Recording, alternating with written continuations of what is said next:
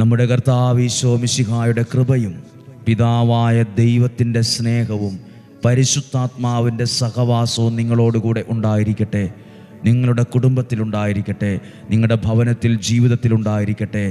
എലീശ എന്ന പ്രവാചകൻ കേട്ടത്, ദേ മരണം പാത്രത്തിൽ പതിയിരിക്കുന്നു, എല്ലാം കൈവിട്ടു പോയി എന്നാണ് വിളിച്ചത്.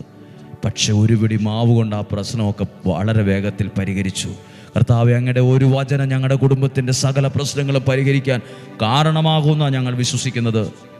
രോഗങ്ങൾ, ദുർമരണങ്ങൾ, ആപത്തനർത്ഥങ്ങൾ, ദുർമരണങ്ങൾ എല്ലാം ഞങ്ങളുടെ കുടുംബത്തിൽ നിന്ന് മാറിപ്പോകട്ടെ. ഞങ്ങളുടെ വീടും, വീടിരിക്കുന്ന സ്ഥലവും, അതിൻ്റെ ഓരോ മുറികളും, കയറി വരുന്ന വഴിയും അനുഗ്രഹമാകട്ടെ. അവിടെ സന്തോഷം നിറയട്ടെ, ദൈവികമായൊരു സമാധാനം നിറയട്ടെ, ദൈവത്തിൻ്റെ കരം അവിടെ ചലിക്കട്ടെ, ദൈവത്തിൻ്റെ ഇടപെടലുകൾ അവിടെ വെളിപ്പെടട്ടെ, ദൈവത്തിൻ്റെ കാരുണ്യം അവിടെ നിറയട്ടെ, ദൈവത്തിൻ്റെ സംരക്ഷണം നിറയട്ടെ. അവിടെ എന്തെങ്കിലും അസ്വസ്ഥതയോ തിന്മ